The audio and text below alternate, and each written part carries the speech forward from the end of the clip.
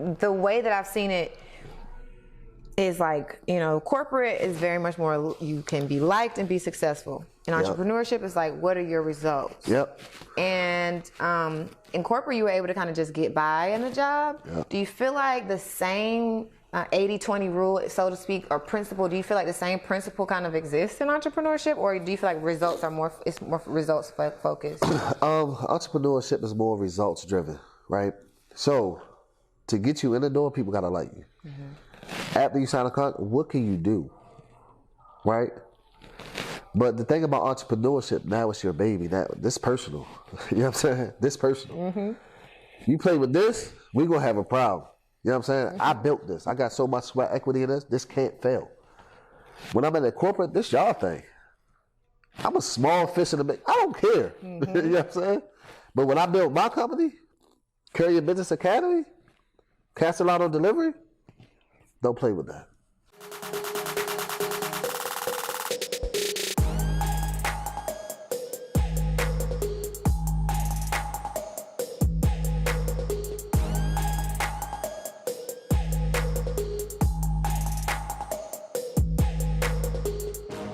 Welcome to another episode of the Work and Play podcast. I'm your host, Ariel Young, and I have a really, really dope fire guest that's going to share so many gems on his journey with you guys.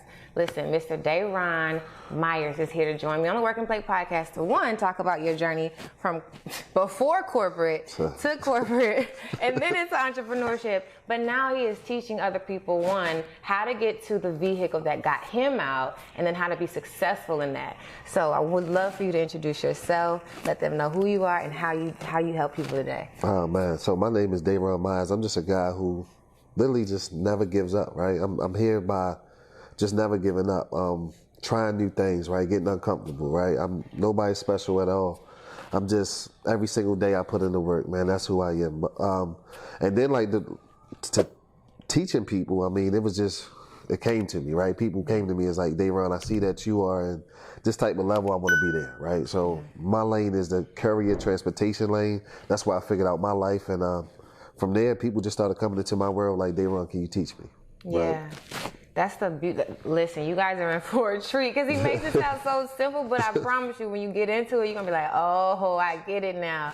I want to ask you this before we get into the conversation, because one thing that I resonate with you just through your content and your energy is this like execution mentality. Absolutely. And what you just said is like just not giving up, you know, just kind of keep moving forward. I'm just wondering, in those days when things were just regular, you know, and it didn't seem like, oh, I would reach this level of monetary success, I would reach this level of business success. What were the things that you told yourself to get through those challenging moments? I looked at my mother and I looked at my father and I was like, I don't want that. Mm-hmm. Right? I looked at like my mother, and I'm gonna be real with y'all, like she's a heroin addict. So I was like, living in the hood every day, food banks, I don't wanna live like that, right? I watched my father do 10 years in prison. That ain't for me. Yeah. So I always wanted to be better than them, right? So for me, and in my environment, everybody looked up to me. So it was like, Daeron, you're a little bit different. You don't belong on the block. You don't belong on the hood. So I felt like this power, you know what I'm saying? I felt like this power, and I was like, I'm the superhero. I gotta figure this out. Right? I don't want nobody to come see me behind the bars, talk to me behind on the phone, or see me in an orange jumper. That was my motivation every single day, right? And I knew like the people that I was hanging around, everybody was going to jail or they was going to the grave. Yeah.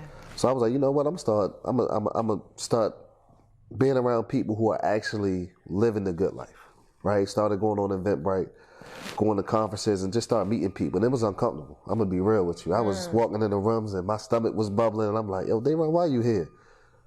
But the energy is why I'm here. I came back because the way I was having conversations with different people, it made me feel different. I'm like, y'all looking at me and y'all respecting my opinion. I gotta do more of that. I gotta do more of that. So it was you getting in the rooms, it was you deciding I'm not gonna be like the people in my environment, but then also you getting in the rooms and realizing like, oh, through feedback, I got some game. Yeah, y'all really listening to me. Y'all listen to me. When you say they, like literally, when you say they were listening to you, what were some of the early conversations you remember where you were nervous, but at the same time you were realizing, yo, I'm really landing on some points. Right, so it's just material stuff at first. Like I used to look at guys and see them pull up in big body Mercedes, like, yo, I want to drive that. And people be like, yo, you can. You know what I mean? If you go back to the hood, they be like, boy, that happened to them type of people. What is them type of people? Because when I went over here to these people, they said I can do it. That's empowering. That's big for me. That's putting that battery in my back. All you got to do is do that. It's a wrap. You know what I'm saying? Somebody believing in you. That's it. Kind of like before you believing in yourself, right? 1,000%. Before you see what they see. 1,000%. Dang. I'm already lit. So from the courier business, we have a whole journey that you had before you even got here. So first of all, talk a little bit more about the courier business. I know from my mind, I'm like, it probably doesn't sound that sexy. You're probably like, wait, what? Like the only thing that, when I think of courier, I think of like this movie with Queen Latifah, and she's on the bike, right? Yeah. And she's like going through all the stuff, and she's dropping off packages. Right. So that's my vision of like courier services. What exactly is it that the industry is, and then what is it that you do? So it's a level, local level of the transportation industry, right? So in a nutshell, you take something from point A to point B. I don't care if you're in a major city. You do it on a scooter, bike, car, cargo van, box truck, right? Stuff has to move around no matter what, from point A to point B, right? I mastered the cargo van and the box truck. Okay. Understanding that stuff moves locally, and the healthcare industry was one of the biggest ones. Like, people don't understand how much value the healthcare industry is, right? When you take your blood sample, when you take that stuff has to go to the lab. Hospitals don't have labs. They don't have transportation companies. They focus on what they do the best, and that's taking the sample, doing the surgeries. They send it out to the labs. That stuff got to move every single day, and people are willing to pay high dollar to get it there as soon as possible and as safely as possible. Right? So that's the courier business in a nutshell, taking something from point A to point B in some type of vehicle. And because it's the healthcare industry, when you're talking about bodily fluids and things like that, it's probably more lucrative than like mail carrier services, or is it about the same? It's about the same. Mail carrier is another one that's major. I mean, the courier business literally serves so many industries: auto parts, office equipment, dry ice. So we got contracts around the globe. So when the pandemic hit, it was like, yo, we can pivot. Like, I just pivoted to the healthcare. That was it. Pivoted from where? To all my other clients. Like, my auto parts was good. Okay. But office equipment, my clients shut down. They weren't moving. Right. They weren't paying the bills. Nobody's printing anything. Nobody. Nobody's doing Offices are closed. Yeah. So the healthcare industry ramped up. We need this COVID. We need these pallets of gloves, sanitizer. And I was like, I'm going to be honest, I don't want this pandemic to ever end, because this money good. They paying surcharge. Yeah. Like, for real. So understanding, like, oh, snap, now I understand it's pandemic proof and it's recession proof, because you see one industry suffer, but you see this one booming. Yeah. And we just go, all you got to do is pivot.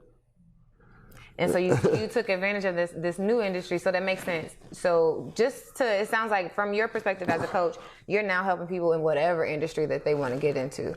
I don't specify any industry. We gonna get money in every lane, right? We need options, right? In life, I feel like you should always have an option. You shouldn't be stuck against the wall, because when that door is shut, we can just open this room, or we can go over here, right? So I teach people just the general courier service. I don't care what your customer is. If that thing moves from point A to point B, we need to set a rate, and we need to get this business. Let's go. Is there a reason that you, or through your experience, you said you specialize in box trucks and cargo vans? But there's levels to it. So you said scooter, bicycle, all those things. Right. Do you know that part of the industry, or have you decided that this part of the industry is for another like business partner, or do you specialize in the whole? I can specialize in the whole courier industry, but I don't live in a city anymore where I can be on a bike. Right. That's only for major cities. Right. You can't be in McDonough, Georgia on a scooter. It don't work that way, right? You know what I'm saying? So if you're in a major city, yeah. So if you're in New York, you'll see people on the bikes and doing the courier services. For me, the bigger equipment, the more the money. I want the big money, so I chose the cargo vans and the box trucks, right? Strategic, yes. So I want the bigger money. I started off in a car, which was good money, but it was the hustle game. I had to do a lot more to see my profit. And when I got a cargo van, I was like, okay, it's a little less. Then when I got a box truck, oh, it's way less for a lot more.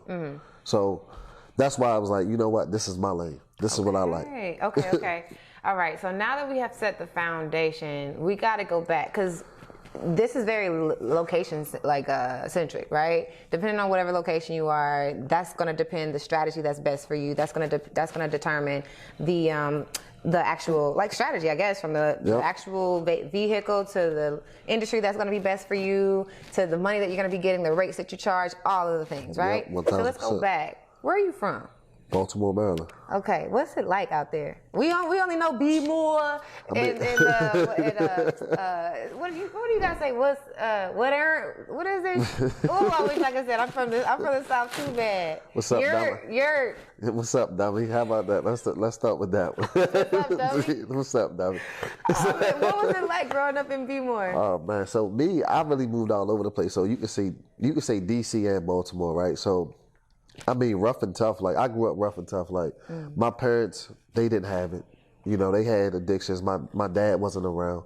My grandmother was a maid. Like we didn't have it. So we was 8 people in a 2-bedroom, right? So I was sleeping on the couch. Me and my brother was sleeping on the couch. My uncle had the bedroom. My grandmother had the other bedroom. Everybody else on the floor. So no, like it's really no movement. Like now that I look back at it, it's no movement, no motivation, no nothing. Right? Survive the day. How you going to eat? Hustle and bustle. If you don't have it, how you going to take it? Yeah. Right? That type of cutthroat mentality. If somebody got it, you need to go take it because you got to feed this family. That's the type of life that I grew up, man. And it was really rough, right? Growing up and really, because you adapt this mindset of kill and be killed. Yeah. Like, I got to walk down the street. I got to make it home.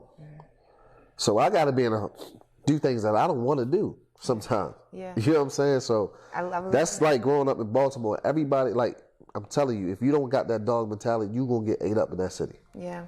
I was funny. I was at a Life Jennings concert last night. And I don't know if you know his music, but one of his songs is like, a stick of kids. Yeah.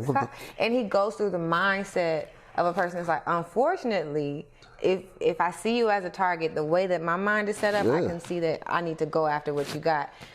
Did you feel like you were walking a fine line, or did you take onto that mindset of like stick up kid? Did you get caught up in any of those like, street activities? 11 years old, that's when I jumped off the porch. 11 years old. Jumped off the porch. I had that's when, we started playing with guns and we started, making a little bit of money in the streets. So, okay, got you. But I'm the youngest, not the youngest, the second youngest of 6. So my older brothers, they was already into it. So my dad was into it. My grandfather was. So it's passed down, like, and it was okay. Like, yeah, it's a family business. Like if I seen them do it, like, why can't I do it? Right. They not starving no more. You know what I'm saying? They got fresh feet. You ain't going to school making fun of people. Like, you go to school and you ain't right, you gonna get picked on, boy. That you know what I'm saying? Right. Them hand-me-downs you got on, like, nah, I wasn't having it. I'm not fighting every day. I'm gonna get fly. So I'm gonna get some money in my pocket. Yeah. But one thing that you said that amazes me is you said it was stagnant, right? Everything around you is the mindset that we hear about, which is like, what even like maybe some hip hop even portrays, because it seems really hard to get out of those type of situations. Encouragement is one of those things that is it's like gold in the desert. It's like water in the desert. Yep. What was the first time you realized, hey, there's a different path for me? Shout out to my Uncle Nod, man. He always told me, Daeron, you different. It's something like he couldn't explain it to me. He was just like, you different. The way you think is different. The way you move is different. You can be better than this. He always told me that to his dying day. He said, yo, I'm telling you, you can be better than this. You can make it out. And he just kept rubbing it in. He kept rubbing it in. What would you describe that different now that you think about it? I think the difference was I had more confidence in when I would go after stuff, right? So I see a lot of people, they wouldn't. Oh, nah, I don't deserve it. Like, I deserve that. That was me. Like, I deserve that. I'm going to walk in this room with my head high, and I'm going to present myself. And a lot of people wouldn't. That was in that type of situation. They be like, nah. And it was a race thing too. Like, people would be like, yo, the white people got up. Like, no, it's not. Oh my we can have this. We can have this conversation. Like, it's not. That's it. When I tell you, I don't even know how to put it, but you just struck a chord for me right now. Because when it comes to us being African American, I refuse to identify with we are oppressed. Exactly. You get what I'm saying? I say to my circle, which, like you say, like when people aren't necessarily hip to that same mindset, there are people who don't even identify with being oppressed. Man, I'm telling you. So like for you, like when you're walking in that space, your Uncle Nard is like recognizing that you're different, and you're like, no, I deserve it. Was there any at any point where did you just have blinders on, or was everyone around you outside of your Uncle Nard like? Did you have to create a bubble for yourself outside of those other mindsets? What was it like for you to maintain? So what happened was my father had came home from prison, and he married my stepmother, and her family was different. They had the money. You walk in that house, you couldn't touch the ceiling. 8 bedrooms, pool in the back. These black people that I can actually see now doing this. That was a different mentality. Like, y'all really doing this. Yeah. My grandfather, Bill, he owned a telecom company. Black man, how you own a company? I thought this was TV. So this is your in-laws? No, this is my step-parents. Your step-parents? Yeah. So I'm like, hey, these black people really making it. That was the difference for me. Now I can see it. Now I can talk to people. Yes. Successful black people. Say no more. All you got to do is show me once, I'm going to show you twice. You know what I'm saying? Like, that was the difference. I was like, yeah, I got it. Perfect. Oh my God. That was the first time they took me on vacation. I went to Ocean City, Maryland. That was the first time I went on vacation. I'm like, I want this life. I don't want to be in the hood. I don't want to go to the corner store no more and be like, yo, I don't know if I'm going to make it home. Yeah. Or look across the street and be like, man, we beefing with this dude. Things about, you know what I mean, shootouts and things. I don't want that. Yeah. I'm trying to live in the country like these folk. Big house. You know what I'm saying? So once you were exposed to it, it just sounds like for you it's osmosis. Yeah. Because you know, you were blessed to have an uncle who saw better in you. Yep. You were blessed to be exposed to black people who were doing well. You were blessed to even have that internal confidence to like be able to receive that. I was blessed for that. Ooh, thank you, God. I was blessed. Thank you. I was blessed for that. because a lot of people don't know what to do with those type of opportunities, and here you are, even to this day, when you say you're in the room with certain like high level people, you're able to absorb that information and receive whatever they have to offer. So the motivation, like, it's on a level. So when you guys see, like, I only saw a glimpse of like the tip of the iceberg of what it is that you do in your community, right? And so when I can see that energy, it just makes me, it fires me up when you see another person like getting it. But then also to hear your story, you come from a different background than me. Like so I went straight into corporate. Okay. So when we had when we talked before the podcast, oftentimes I talk to people. I know a lot of people who went straight into corporate from college, which some people have developed a strong mindset, and some people kind of go just straight up the system. Right. You didn't have the system to like just not at all mold you. So what was the next step for you? Like for your family, was anyone saying, "Hey, you going to college next?" What was the next for you? So the next for me was I was always a good football player. So my coaches poured into me and they was like, "Yo, you going to college? Okay, cool. But I'm going to college to play football. I'm not going to college for academics." Yeah. But when you get up there, you realize if you don't do the academics, you can't stay here. No, wait a minute. How did you realize that though? Oh, you don't shoot up. You don't shoot up if you don't get. No, you don't shoot up. Yes. I'm not shooting up. I'm not going to class. What school did you go to? University of Albany. Is it really big on football or more so education? Nah, it was big on education. It wasn't the right fit for me. I was chasing a female, and I had a scholarship there. I was like, yeah, I'm going. And I was in the wrong situation. Nobody up there cared about me. They just cared about, can you produce on the field? Okay. Well, if you don't produce in the classroom, I'm not doing this classroom. I don't know how, like, I'm up here by myself. Nobody's sending me no money. You know what I mean? I don't know how to make $1 around this area. And, all right, Daeron, you got to go. Like, you don't do what you're supposed to do, you got to go. So after the first semester, I was like, yo, I'm gone. Like, y'all about to kick me out anyway. I'm going to leave before y'all kick me out. And from what was there, your major? I don't even remember. Like, I think it was business management. I don't even remember the process. Because nobody held my hand. Like, I couldn't ask my mother. I couldn't go home and be like, yo, Mom, what should I? They dropped out at the 8th grade, 9th grade.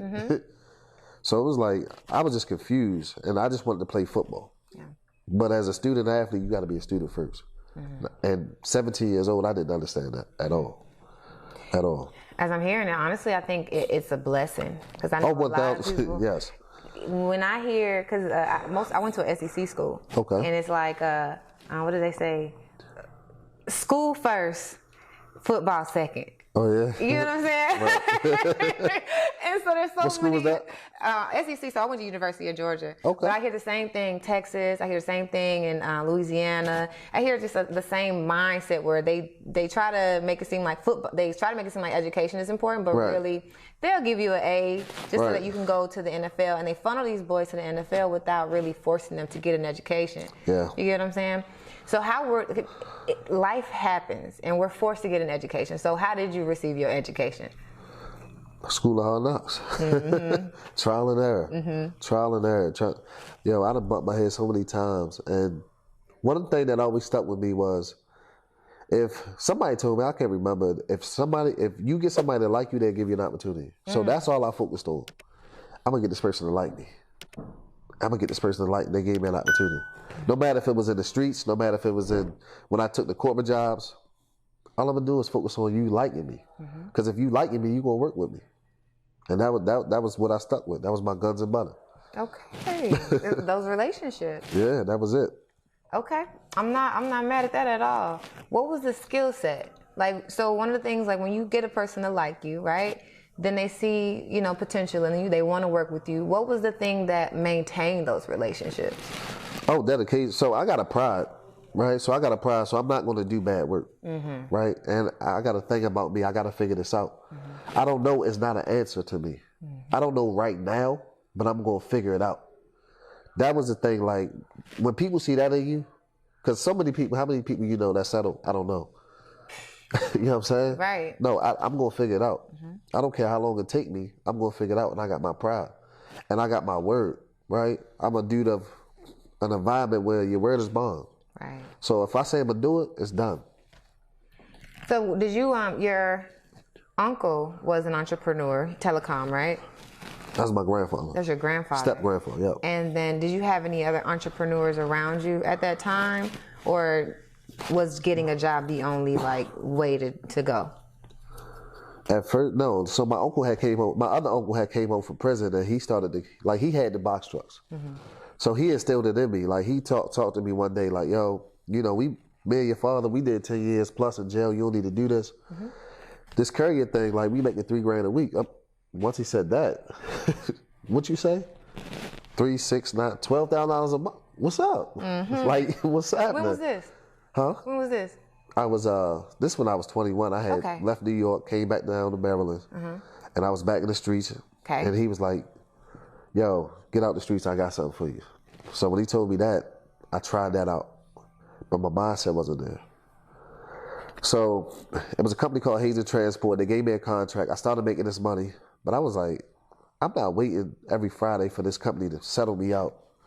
I need to make this daily money that I've been making. So long story short, I wasn't fulfilling the contract.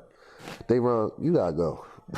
Like, they cut the contract, and I'm like, forget it. Like, I still got the street money. And then a couple years later, the feds start cracking down. Like, we 23. Everybody around me going to prison, and then they go into my cousin's house. And he was my number 2 in the streets, and I'm like, oh, like, now they too close to me. I was like, yo, I'm done. That's when I knew I was done. And that's when I was like, yo, I'm going to get on Indeed.com and I'm applying to everything. Like, To get a job. yo, I'm ready to get a job. What? Like, I'm ready to get a job. Yeah. And I got a job at Truist, well, BB&T at the time, Okay.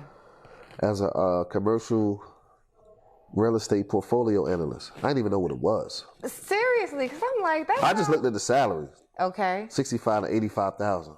I'm like, I know people in my family that's 40, 50 that don't make that. They called me and gave me an interview. I'm like, oh, for real? Yeah. Me? Yeah. Yeah, sure. I'm on YouTube. Like, what is it? Interview skills. Like, yo, give me something. Yeah.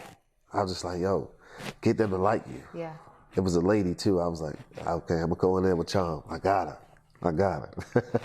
Well, at this time, did they have you go through multiple rounds? Nope. One round. Wow. One round. I was in interview on Thursday. I went to Mexico on Friday. They called me on that Friday. It was like, yo, we got 55,000 for you. I'm like, yo, I swear I saw 65 to 85. I said, nah, this ain't enough. Call me back when you got a real offer. Just like that? Just like that. Called me back 20 minutes later. Daeron, we got 70 grand for you.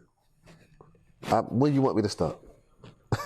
I was going to ask you if you had did you negotiate?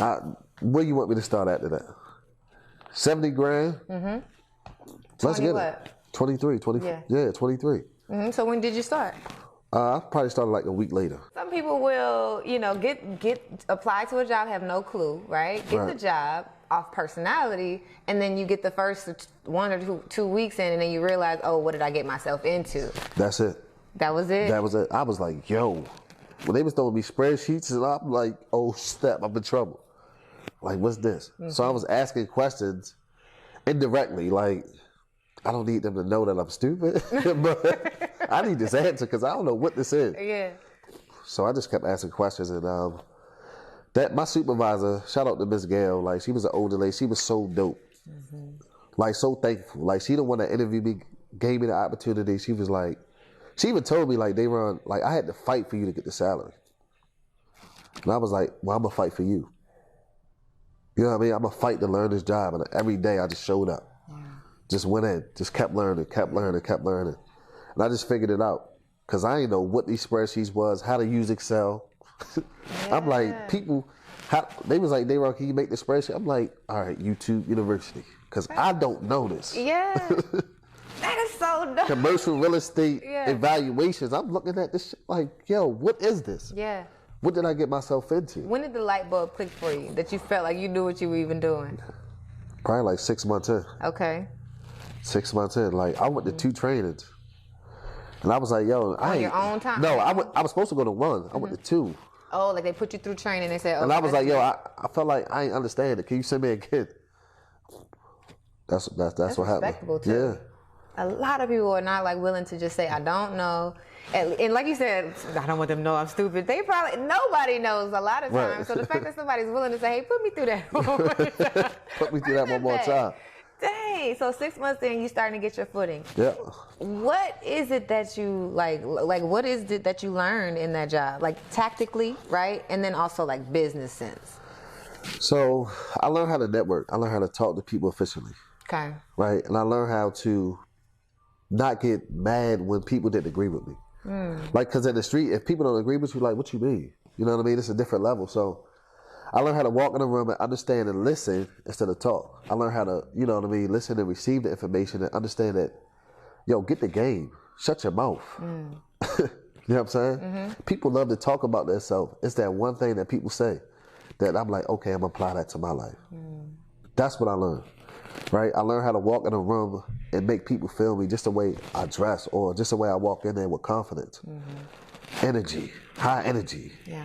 Don't come in here with low energy. People ain't gonna, they don't like that. Facts. All that from the corporate job. Learn how to send emails, best regards, best wishes, like for real, small stuff. Yeah. Learn how to send cookies to your clients. Like we had lawyers sending us cookies. I'm like, I'm gonna do that one day when I have my business. This is dope. Yeah. I'm gonna take them. Their whole team. I want to buy them lunch. Like I learned small stuff that is major for me now. It's dope. Absolutely. It's dope. The people skills and like one thing that I try to help people understand who want to leave corporate and go into entrepreneurship, who don't have that like groundedness before you were somewhere else before you even got to corporate, is that the little things, it's the people management, it's the email, it's the structure that we pick up on. We have to let go of a lot of ways. So I think because the organization is set up the way it is, we get caught up in the job kind of being done for us. But what you did was you went in the room and you soaked up the conversation. You weren't just focused on the spreadsheets because you didn't even know what a spreadsheet was when you got in there. I was like, yo, what did I get? Like, I was so confused. I'm like, yo, I just had to start praying, like, please, I'm about to get fired. These people, like, I don't know what this is. Yeah, no, wait, were you really about to get fired or did you feel No, I felt like I was about to get, like, it was me thinking. They didn't know you were struggling. No, they didn't know. Yeah. I was just faking it. They didn't know at all. You were faking it, but you really weren't. Like, in a true sense of, like, career coaching, you did exactly what we tell someone to do. Like, you get the job, now learn the job and do what you need to do to learn, even outside of the job. Right. Like, nobody knows. But for some reason, we get in our heads about, oh, I should know all this stuff, and then you actually get fired. Yep. So you did exactly what like most corporate people would have done. I was in my own head. That's it. I was like, yo, they were what the, like, what are you doing? Yeah. Do you belong here? I'm like, I had all of doubts. So for you, this is a new environment, you know? 1000%. Before you had to fight the low vibration mindset, low energy and nowhere out mindset. So how did you shift? How did you shake that self-doubt off? Express menswear. So I would always wear this. Like, I love wearing suits. It made me feel some type of way. I had a custom briefcase with my name on it. Like, I would dress the part. Really? Yeah, so that's what happened. Like, people would compliment me every day, like, yo, that's a nice suit. I was like, yeah, I got it now. I'm the man. Like, I'm feeling myself. So, like, just the way, like, if I was looking good, I felt good. I felt like if I'm feeling good, I'm going to do good. So that was, like, me dressing every day was dope. That helped me so much with my confidence. Yeah. That helped me, like, attract people. Like, my loan officer, he was like, yo, I got this big meet, can you dress me? I was like, yeah, I got you. You know what I'm saying? This dude making over $250,000 asking me for advice? Yeah. Confidence go out. Because that's who you are as a person. Right. It's building you as a person. Yeah. So it allows you to open up your mind and stop thinking so that you can be present with this individual who respects your opinion. This is amazing. I think it's so dope. I want to share with you, like, because it's a parallel. I went through a process of like kind of self-doubt as well. Yeah. But it wasn't a person, or it wasn't. That's just a dope way to get confidence. Yeah. Like people like liking your opinion. It was a book. It was called Presence. Okay. And it was about walking in the room and expanding, even if you don't feel like it. And so I would come into the room and I would introduce myself. I'm Ariel. They're like, who is Ariel? Right. Like, I was the analyst. But I would still introduce myself to the director. Those type of things, they trigger your mind. And so that makes a lot of sense. Like, the fact that you still were in self-doubt, it didn't like just go away. Or it kind of did. Like, it was a perspective shift. Right, yeah. Of you being able to look the part, and then you being able to receive just like this relationship with the person who's like, hey, I respect your opinion. Can you help me? Right. You're like, dang, I guess I can help. So I missed that part. So I didn't walk in the room and shake everybody's hands. So I missed that part. So people would be like, hey, what is that dude that dresses nice at your office? They already knew. And I'm like, hold up, why they don't know my name? Because you're not walking around introducing yourself. Like, I was never that type of guy to walk up to you, hey, my name is Dave. Like, I wasn't. I ain't built that type of confidence. I just walked in the room and I was like, y'all can see this. Yeah. You know what I'm saying? Yeah. The dude with the good cologne, Sauvage Dior. So what did you do next? What did you do? Did you start introducing yourself? Yeah, so after a while, I'm like, yo, I'm like a year in the job, and I'm like, don't nobody know my name. And they like, yo, this guy who dresses nice. I'm tired of hearing that. Daeron Myers. Daeron. You're not going to hear that. So once you hear it once, it's like, you ain't going to hear it again. Yeah. I need you to understand my name, not the guy who dresses nice. I don't want to be that guy. Yes. I do, but understand who the name is. You know what I mean? Right. So this is you building your personal brand. Yep. The first year is you just getting your footing in the environment. It's you building your confidence. It's you building your awareness of who you are in the organization. Yep. And it's also people building awareness of just like the fact that you exist. Yep. So then if we look at it as like a puzzle, your personal brand is a puzzle, what was the next thing that you became known for in the organization? So the organization granted me an opportunity to become a chairman of the diversity. They wanted black people in the organization to be more confident, more. So me and my guy Eric Thompson, he was another black, and he had a big wig job, and we was co-chairs. So that was my next step. Now it was like, okay, we're in a room, and it's everybody in this organization that looked like us. What do we have a difficulty with? And now we were bridging the gap, right? And we can be open. Hey, I don't feel confident talking to this old white guy. Okay, that's cool. How we gonna work through this? And I'm like, people gotta see something in me if they gonna put me in this position. That was my next step. That was dope. What did you see when you said that was your next step? You became the chair of this diversity group. So again, it's your relationships. It's who you are. Because when you can bridge the gap between the young specialist or analyst who's nervous about walking into their director's office, you have the ear of the leaders and you have the ear of like the people who are working underneath that person, right? Exactly. So you're using your relationship skills again to like bridge that gap. Yeah. Wow. Okay. So as you were becoming more known, it wasn't particularly real estate. It wasn't particularly spreadsheets. It wasn't any of the like tactical skills that. Not at all. I had an F on those. A in personality, F on those. Did you ever come to a point where your supervisor was like, "Hey, you're good at all this other stuff, but were you just good enough so that they weren't like tripping about your work?" Just good enough. 1,000%. Just good enough. But the clients love me. I like this guy. That's all I needed. I'm so floored. Your story is I'm looking at it and I'm just it all makes sense to me, but I'm also like, dang, you did it. Yeah. And what I'm thinking about is how in the first thing that you said, which I absolutely agree with, but I never seen how it translated to entrepreneurship. It's that you want to make people like you first, right? And then they'll be willing to give you opportunities. And so I always felt in corporate America, like if you're liked, you'll be fine. Yeah. I feel like honestly, you will be.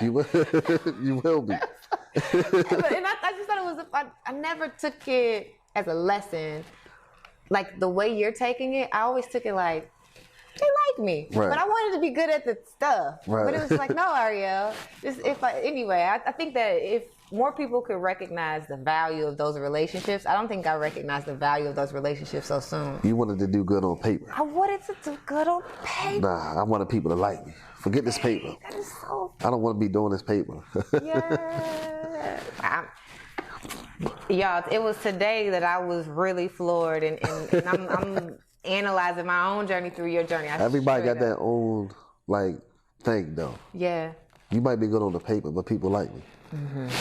We both gonna be in the same office, but I'm gonna just ask you, hey Ariel, can you do this? Can you help me? That's where you recognize. And you might tell me, Daeron, can you go talk to this person for me? Hey, we gonna get it. You know what I'm saying? Are you big on teamwork? Are you big on collaborations? 1,000%. Yeah? Yeah, 1,000%. So there was one thing I was going to say, and then I want to get to that point, but that likability, do you see that, because the way that I've seen it is corporate is very much more, you can be liked and be successful. In entrepreneurship, it's like, what are your results? Yep. And in corporate, you were able to kind of just get by in a job. Yep. Do you feel like the same 80-20 rule, so to speak, or principle, do you feel like the same principle kind of exists in entrepreneurship, or do you feel like results are more results focused? Entrepreneurship is more results driven, right? So to get you in the door, people gotta like you. After you sign a contract, what can you do, right? But the thing about entrepreneurship, now it's your baby. Now this personal. You know what I'm saying? This personal. You play with this, we gonna have a problem. You know what I'm saying? I built this. I got so much sweat equity in this. This can't fail. When I'm in a corporate, this y'all thing. I'm a small fish in the big. I don't care. You know what I'm saying? But when I built my company, Courier Business Academy, Castellano Delivery, don't play with that. This the best. I'm standing on that. Whatever I need to do to make it the best, I got it. I don't care. You're not going to give me a 1-star review. I want 5. You know what I'm saying? I want 5. Bar none. Bar none. Okay, I love it. So that makes sense. And that's one of the things that I picked up on. It's like, you can't come out here just off of the just they like me terms. You still have to deliver. And I think that's one thing that I want to drive home to a lot of folks who are following in both of our shoes, but more so without that that awareness and what are the results that you have. Because a lot of times you can just tap the mouse and keep it going and still get a nice little promotion the next year. Right. You know what I'm saying? But it's not the same in entrepreneurship. So it's that drive. So now we're doing well. This is year 2 in corporate. When did you start to get the bug again to go back into courier service? Was it a straight shot, or did you test out other things in entrepreneurship? Well, money started getting low. Right, I was tapping into my savings, and I'm like, I'm not making enough. Okay, Daeron, you know about the courier business. Okay, I'm gonna do it part-time. Right, I'm gonna try it part-time. Went out on Craigslist, got me a van, $2,200. Got a contract with a company called Expedited Baltimore. Hold on, they started throwing me more money than I was making full-time, but I'm doing this part-time. All right, okay, Daeron, your van is sitting all day. Why don't you hire why don't you hire somebody so they can make you money while you're at work? Cool, I got my cousin. The worst decision, but the best decision. Worst employee, but the best mindset shift. Got it. BB&T is now merging with SunTrust, and now we got new management. This lady is racist. Daeron ain't having that. I got this thing to fall back on. I can make this money. Adios. I'm gone. Literally, one day I just walked in. I sat there for about 5 minutes, and I'm like, yep, I'm gone. I can't do this. Walked out, never looked back. No 2 weeks. No 2 weeks, no nothing. 2 days. No speaking to nobody, no nothing. Straight up. Briefcase, I'm gone. Computer, I threw the keys on the desk, I'm gone. I can't do this. Daeron, if you're gonna make this business work, you gotta go into full-time. I don't know if I said it in my sleep or God told me, like, I got it. Ever since that day, they was like, yo, Daeron, can you get another van in this location? Yep, bought another van. Hey, can you do it to Alexandria? Yep. I don't want to buy another van, but I know people in DC who have a van. You know what? I'm going to get them a job, take a piece of it. Now I'm making money without physically being there. Okay, I see it working. Daeron, can you do it in Delaware? Can you do it in PA? Yeah. Started doing it all around the country. For Spoke Logistics. For Spoke Logistics? Yeah, for Spoke Logistics. Okay. And they was like, yo, can you do it in Utah? I'm like, yep, got it. Got it. Wow. They just kept giving me opportunities. I kept fulfilling.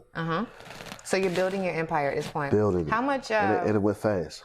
So you made more. You started making more in your courier business than you were in your corporate. How much was like your first year full time?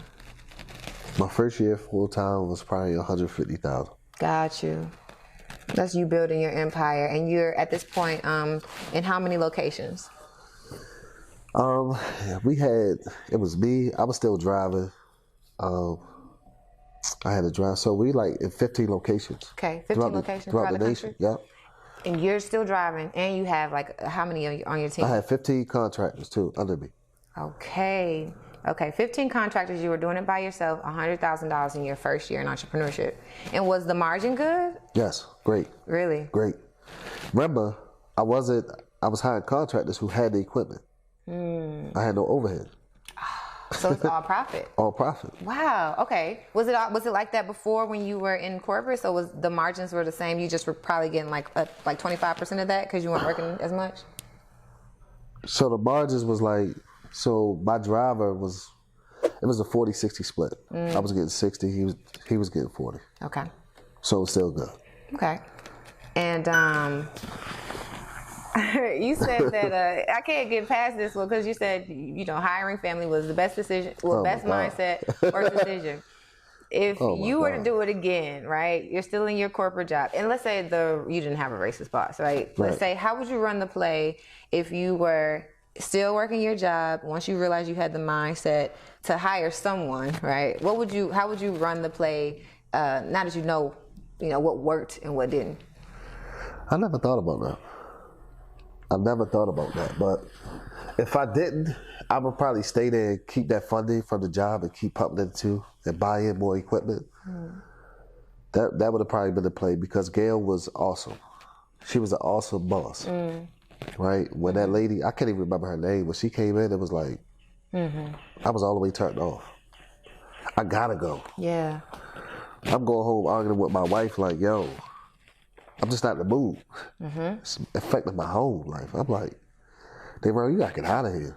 Yeah. I'm waking up every day like, yo, I cannot believe I gotta go here. That type of mindset. Yeah, it was pulling you down. Yes, everything. Not working out, gain weight.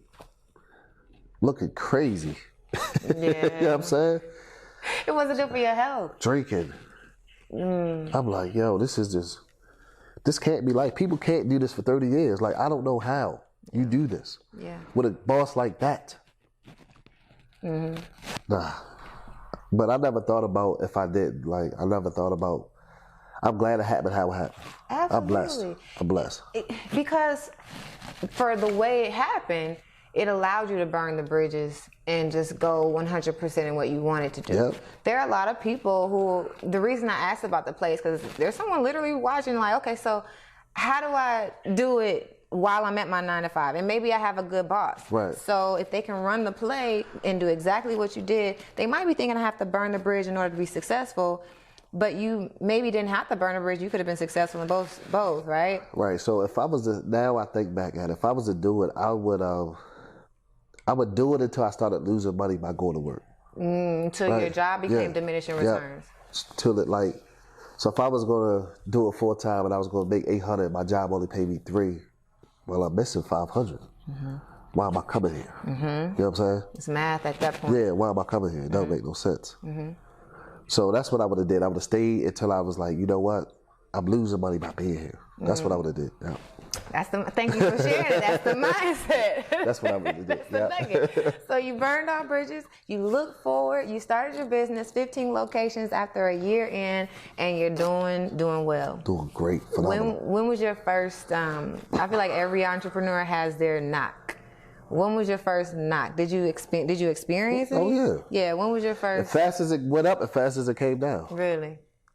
Daeron, don't like something somebody said. I act ignorant. Cut ties with me. Spoke said bye. All 15 locate, everything gone. Gone. Because you said something different. Or I did. I went to the office and act like I wasn't supposed to act.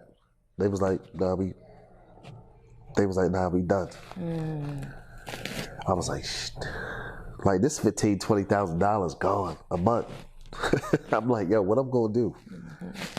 They want to get back to the basics. You still got a van, you know how to hustle, start it over. BMW Express gave me an opportunity, did it again. I said, yo, you a bad man. If you could do it once, you could do it.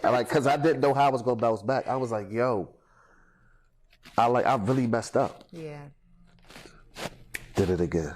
How long did it take, without dwelling too much on that, but how long did it take for you to, like you said, bounce back? Probably like 6 months. 6 months. Yeah, probably. I was hustling for like 6 months, and then BMW opportunity came, and they were like, "Yo, we need 20 drivers," and I said, "I got you. I can do that." And that's how it happened. So you did it twice at this point. Yep. And I want to hear the rest of the story, but when you're teaching people how to get it from ground zero, right? What are some of the things, and because I'm sure you've learned it after figuring out what the pattern is, if you're doing it the first time and now you're doing it the second time, what are some of the things that you tell your students that they need to do to start from ground up? First of all, create relationships. That's number one. Like, you need to have so many relationships and opportunities that you have options. Don't put yourself in a box, right? Because if somebody cuts this contract, where you going to go next? Right? I got so many people call me every day that I got to decline business. That's how I want it. That's how you want it. And that's the first thing, right? And then it's the hustle. When you get an opportunity, you add value. Don't say, hey, what can I get out of this? No, what can I give you? That's going to keep the relationship going. That's going to bring somebody, take somebody and tell them, hey, I need to hold this person close. And then hustle. Like, get it. This is your product. This is your brand. Stand on that. Don't go through the motions. Separate yourself. So it's really a mindset piece, but it's really the relationships, because in the courier space, we need each other for the stuff to move around. If I got a contract in Baltimore, I might say, hey, Ariel, you know somebody in Atlanta that could handle this for me? That's how it is in the courier space. It's relationship based. Relationship. Wow. Because I would have thought one of the first things that you need to learn is like logistics. You know what I mean? Like distribution. Nah, we ain't doing all that. We not there yet. Like, that is a whole distribution fulfillment. That's a whole other monster. That's warehousing. That's team. That's that's real big systems. scanning barcode. Like, I'm not doing all that right now. I go to your warehouse, you want me to run a route, I put that in the van, and we gone. Got you. Keep it simple. My motto, easy, simple, fast. Easy, simple, fast. Easy, simple, fast.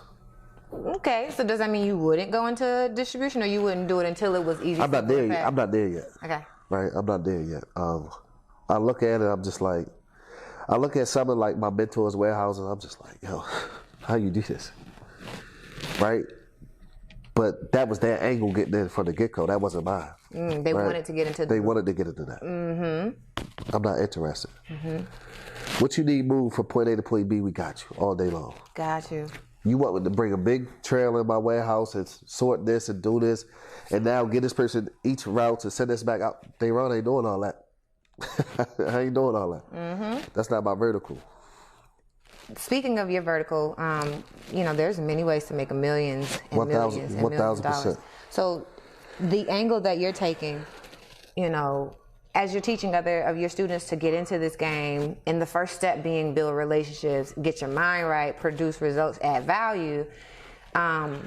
What is the pie? I see it as this pie where it's like, yes, you guys are learning how to build relationships. You're also learning how to build your courier system, your courier network, both locations and through connections. But then, like, what's the pie that you're after? What's the big shark that you're after? Because I understand logistics so well because I come from retail, I come from distribution, and my mind is working. It works like systems. But when it comes to like relationships, what are the Moguls doing in your space? The Moguls, so they, what can I say? So they, like Jason Burns, he just sold his company. So that's what I want to build. I want to build a relationship where I have a company's entire outsourcing, right? So say for example, like I have a dry ice company. I want their whole national footprint. That's what I want. Yeah. I want that every warehouse in the country, I want you to use my service. Yeah. Not just in Baltimore, not just in DC, the entire country. That's my goal, right? Also for the community, like when people need drivers or business partners, I want to funnel them through my community, the biggest community in the courier space. That's what I want, right? That's what I want. No charge, just bridging the gap. Y'all got a need, they're looking for opportunities, here you go. Yeah. Is your network, I just thought about this is a great opportunity for like small businesses who like t-shirt businesses, and they can build their like network through making relationships with people like you and building their brands into different locations. Do you work with more so, do you have a specific niche, like whether it's a business that has to be making $100,000, or would you work with the small businesses? Like, how does I would, but I think I'm too expensive. So it's really like the big boys. You know what I mean? I'm too expensive. My prices aren't cheap. I'm not getting out of the bed for $2 a mile.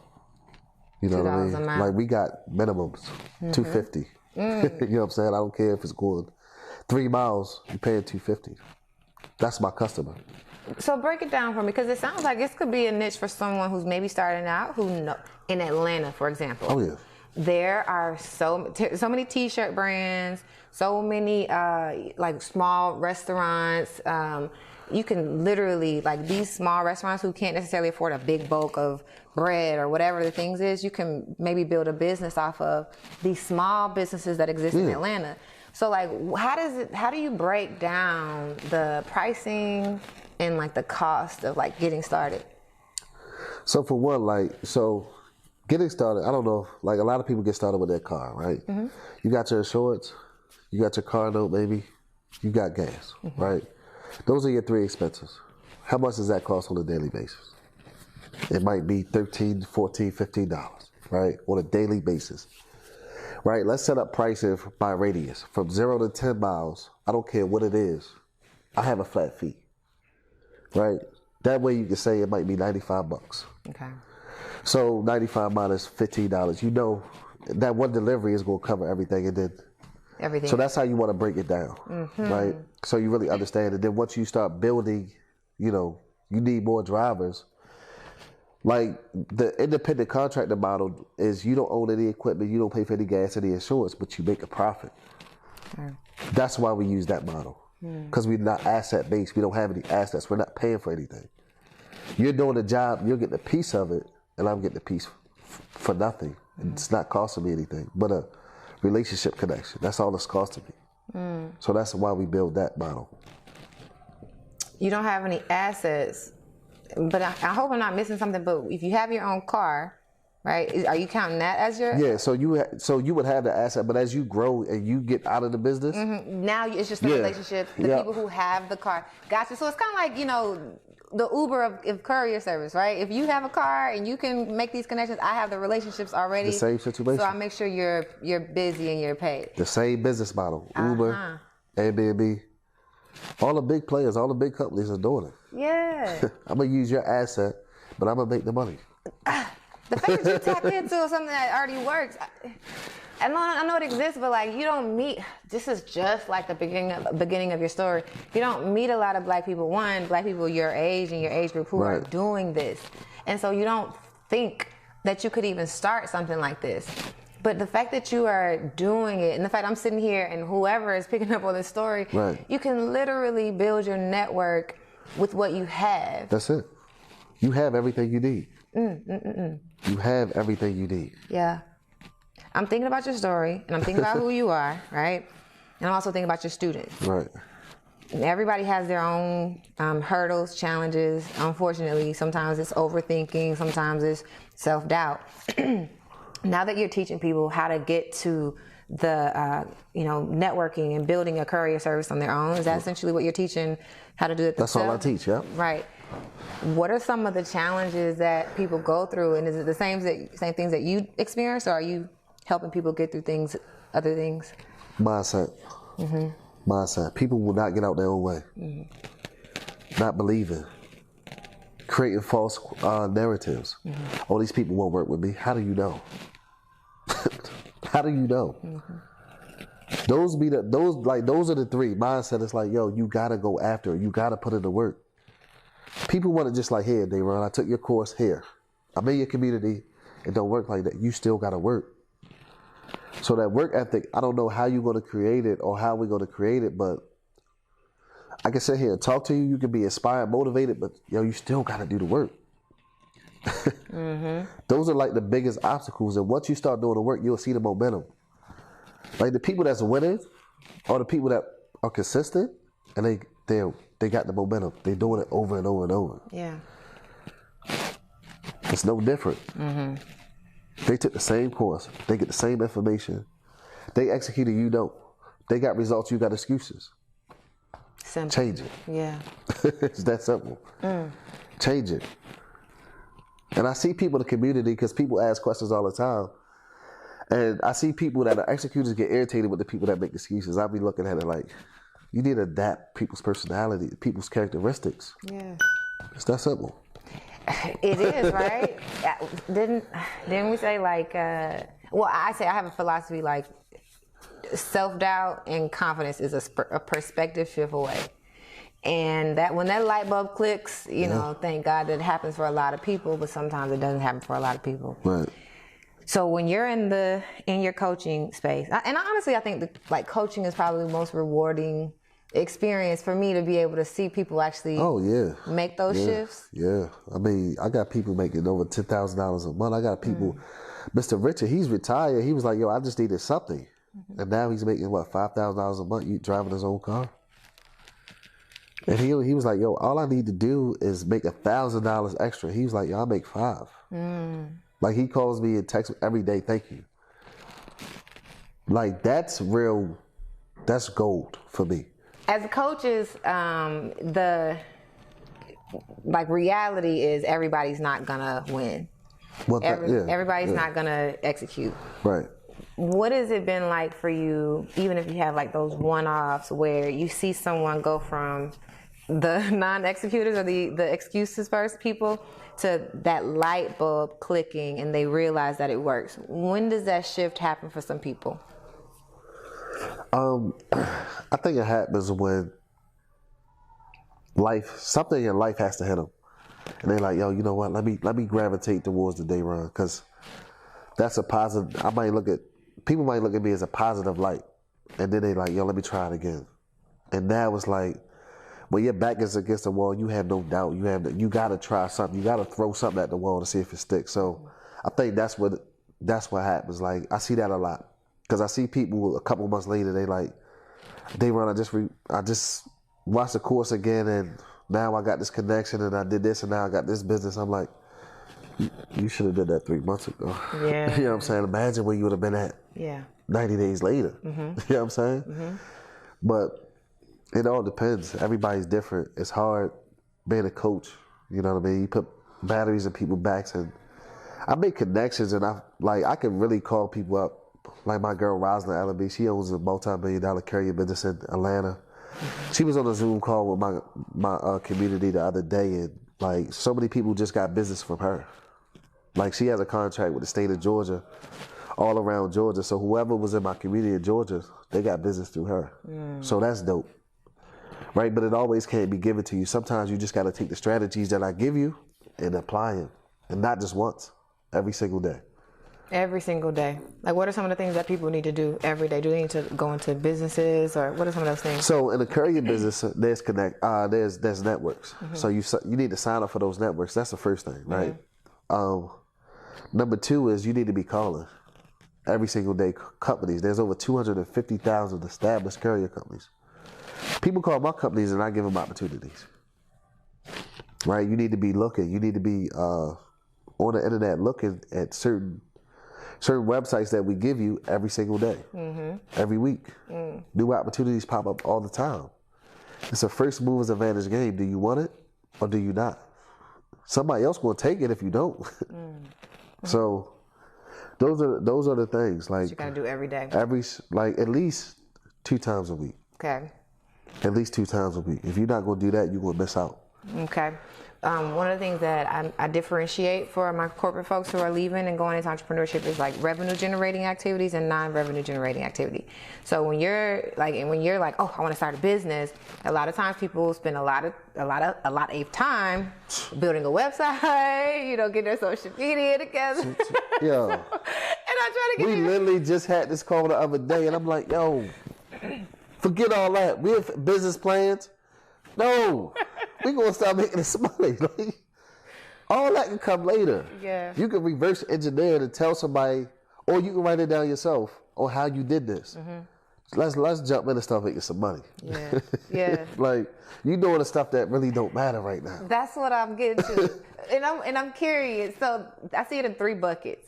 There's the non-revenue generating activities that don't matter, but eventually they will matter, but they don't matter. Yeah. But then there's the non-revenue generating activity that have to happen in order for you to get to the revenue generating activity. The structures and things, Yeah, so can you think about it in the way your business is structured, which is like, obviously getting out there, making the networks and the connections is one of those like revenue generating activities. This might not seem like it because it's like relationships, and you're starting to get used to the fact that these relationships can eventually generate money for you. But what would you say are some of those activities where we obviously know the social media and the website building and stuff? It's like, hey, don't waste your time with the business plans. But what are some of the things that people need to do in the courier business that's revenue generating, and then the things that are not revenue generating but have to happen? I mean, so not revenue generate, it's just structure your business, right? Get the LLC, business bank account, the typical stuff. The normal stuff, right? Revenue generating activities are the making the connections, right? That's what happens. Hey, I got this business over here. Can you handle? Can you service it? Right? These are revenue generating activities, like signing up for your chamber of commerce, going to this business networking event. These are revenue generating activities. It might not seem like it, but I'm telling you, the more people got to understand when they have a need, who am I going to? They don't know you, they can't find you, they can't pay you. So really, like, networking is the biggest key in the courier space. Like, I can't explain it. I mean, I can't really emphasize how much it did for me. So I know it's going to do it for somebody else. They don't know you, they can't find you, they can't pay you. But people say they want money. They want business. Yo, have you done it? Have you passed your business cards out? Have you signed up for the Chamber of Commerce? Have you signed up for the CLDA, which is the biggest courier association in the world? No, I haven't done that yet. What you waiting on? Because we got a conference in New Orleans in February. Because, right, like, you need to be there. This is how I found my mentor. Yeah. This is how I found all my business partners. You got to be in the room. Got to be in the room. And if they don't know you, they're not going to open up the business to you. If they haven't physically seen you, have a conversation, indirect, informal, we share drinks together. Like Mardi Gras in February, I can't wait to see these old white guys have fun. We gonna talk about it. You know what I'm saying? Man. So I literally be on the phone, you gotta give me the business. I see you. Yeah. I see you get some beads. I see you lift your shirt up. You gotta give me that business now, you know what I mean? But it's all fun and games and it's very informal. The courier business is very for me. It's not one of those, you know, uptight industries. Like you sit back, you drink a beer, we get business done. That's it. I think that is so amazing. I think that's so amazing. Like in so many different ways. I would sum up your journey and like the hoops that you went through. It's all like the person that you've become. It's all the mindset. They say people don't really change. They just become more of who they are. Especially as they get more money, they just yeah, I can see that. I can see that. Would you say you've made any huge changes in terms of character, in terms of skill set, or would you say that's pretty much holds true? Definitely made changes. I'm definitely, I listen to people more. I understand their perspective more. Like when I was younger, it was like, it's my way or the highway. So I definitely changed. I became a better leader, communicating without, like some bosses, they communicate in an aggressive way like you do. I'm talking down to you. No, I want to communicate with you. Because there might be a disconnect when you don't understand, and I need you to understand. I need you to be on the same train, the same path. We're on the same team, right? When we play offense, I don't need you to play defense. That changed. Personally, like for me now, it's like I do nicer things. Like I like to fly first class, things of that nature. Like I don't hang out when things really happen anymore, right? I like to go to nice restaurants and things of that nature. So, but those things come with territories too. Like you're in a nice restaurant and you might, like I met a guy who owned, he does dental equipment and now we about to get his account. Right? Yes. Like hanging out at the Delta Sky Club Lounge, you meet so many dope people who are doing amazing. It's like, oh snap. Like when you pay premium, like you get some premium offers. Like absolutely. You get some premium people in your network, and I'm like, yo, I'm gonna do more of that. I like that. I like this. What about your relationships in your family, like family, your wife, your children? Like, what about those relationships? Did your external relationships also improve? Yeah. So my relationship, like with my fiance, she'll be my wife. I don't know when it's gonna drop, but she'll be my wife. But we'll see. Like when you become a better person, like a woman, like it's like I don't know, they know how to push you more. Like they follow your lead. Like beforehand, it was combative. Like I'm like, why you not listen to my vision? But when you lead by example, and you become a better person. They light fire under it. Like they make everything better, and I'm like, oh snap, I see it. I cherish it. I'm thankful for you. Yeah. Thank you. Yeah. This is what I need. Like it's so dope. And when you go after what you want, you see your family members like, hold up, Daeron did it, I can do it too. So now the inspiration is there. That's dope. Your little cousins don't want to be the drug dealer no more. They want to be a business owner. Now they want to be a husband. Now they want to be like I got a son. Like my father wasn't that. Now they want to be dads. Yeah. Like I gotta think of my family. Like if you're not raising a kid, don't come around me. If you can't do like something that you created, you can't love and cherish. You can't love and cherish me. It ain't gonna happen. I can't trust you. You know what I'm saying? Like it made me such a better person. Same thing with your wife. Like if you gonna cheat, like, and don't get it twisted. I'm gonna be honest with y'all. I was a cheater. I was one of those people, but she stuck with me through those moments. And I was like now today is so greener on the other side. It's magic. Yeah. It's dope. Like for something like it, because trying to figure out a relationship, that's a whole nother conversation. Like, I'm like, I don't know. Nobody's married in my family.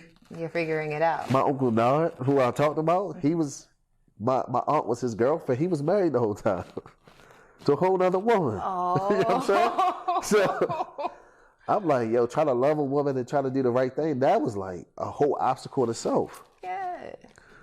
But that's life, you know? Like you mastering one part of it now, God gives you another area for you to master. Yeah. And the diligence that you went after, like growth in all of these other areas, is the diligence that you can go after your relationships, your personal relationships, your familial relationships, your wife. Like these are I feel like, I don't know, as a woman, I think I gush over these type of growth moments anyway, but I also realize for men, you guys master these like business levels, and then you get the opportunity to like sit back and analyze the life that you really want. Like I think 1000%. That's exactly how it happened. It's like, I'm on business, and then it's like I gotta get everything together. Yeah. But I gotta get this business pop right first. Yeah. That shit gotta go first. I understand. Excuse my language, but that gotta go first, and then everything else is like, all right, I see how I want my life to be. Yeah. That's how I gotta be. I think that's really, really amazing. I can go on and on about the journey, and I would love to suck up so much more information, because I think I just get insight and perspective like from this conversation that I would love. I just want to go and apply some stuff right now. I got some thoughts. You mentioned something I want to get clear. It was, people who fall down, they don't have the zeal at first. They go get some hard knocks, and they come back to the course, and they're like, oh, I applied it. Yep. So your course, once they purchase it, it's available for them for lifetime? Or? Lifetime access. I want you to have, I want that to be your Bible, your resource guide. Mm-hmm. Don't just watch it once. Like this is, because every time you watch, you're going to learn something new. It's an hour and a half course. Mm-hmm. Oh, really? Yeah, so nobody's going to sit there and be like an hour and a half and take all of it in. Take one part, execute. Go to the next, execute. You get stuck, let me see if that's in the course. But then you get access to a 24/7 hour community. Like you just drop your questions and everybody, like, hey, I've been there, do this, do that, do that. Oh, thank you. Yeah. That's what I want, because that's what I needed in year one. Mm-hmm. Right? My story was lucky. Like I was just like, y'all want me to do this? Okay, cool, I'm going to figure it out. Mm-hmm. I jumped in, I failed, got myself back up, did it again. So I'd have been through a lot of stuff people were trying to do. So it's like, it's easy for me to tell you like, okay, you'll be all right, just keep doing it. Mm-hmm. You failed, one door closed, it's going to be another one that opens. Trust me. This is part of the transportation, it don't stop. Yeah. It don't stop. And so I guess it's kind of like Gucci, miss one, next 15 more coming. It's coming. It might not always come when you want it to come, but it's coming. I got you. I can tell you that it's coming. How often does the industry change, or do you feel like it's kind of like the same information? Well, it changed. E-commerce is crazy. Oh my God, e-commerce is booming right now. That's why I tell people like everything is quicker, faster. Amazon just sped everything up. It's changing. Like e-commerce is taking over the world. So the fundamentals stay the same, but you just got to be able to keep up. You just got to be able to keep up, and as you grow, you got to be able to get the systems that'll keep you efficient. Keep track of all the moving pieces. Mm-hmm. Right. Okay. So, but when you first start out, just get out there and grind. Mm-hmm. Learn the business. Make the connections. Mm-hmm. Right. Be a better person. Become a better leader, because there's going to be a time where you're going to hire a team, and if you're not a good leader, ain't nobody going to stay with you. I learned that from the get-go. And it might be like when I told you I hired my cousin, it might not have been his fault. I wasn't a good leader either. Mm-hmm. I'm going to be honest. I wasn't a good leader. I was like, cuz, you need to, like, talking to him like, like, because it's my baby. Yeah. Like, these people calling me, telling me you messing up. Like, what are you doing? But I could have been a better leader and say, you know what, cuz, let's take it a notch. Let's do this, and that. Yeah. Let me get some policies and procedures in place. You know what I'm saying? So, becoming a better leader too. So, that's everything dope. that comes with it, right? Absolutely. It's the process. So for those of you guys who are watching and y'all are like, listen, this sounds like what's good for me. You're good at making relationships, and you can kind of see yourself. Because if you are like me, you see yourself in this story, and you're like, oh, if Daeron can do it, I can do it too, right? I ain't nobody special. Man, so if they are seeing themselves in you right now and they want to work with you, how do they get a hold of the court? Like, matter of fact, we got something special for them in the description that's going to be available. Absolutely. And so, do they get a discount, or how can they get into your community? Yeah, so we can definitely you can tap into me. You can follow me on Instagram at Daeron Daeron Myers MYERS_. But we'll do something special for them. Come on. We'll do something special. That would be dope. I think that there are some people. When you said that you were making $70K and the courier business replaced the income, oh, yeah. This could be the vehicle to get someone to that freedom that they really want. It could be. Yeah, be your own boss, be flexible, work on your own terms. I mean, like that's what it is for me. I don't like people telling me what to do. I was gonna ask you, what was it like? I don't like that's. And I like to be flexible. Like, I like to move. I like to get up, take my kids to school. You know what I mean? Like, don't tell me I got to be here at 8 o'clock. I'm not. It's not for me.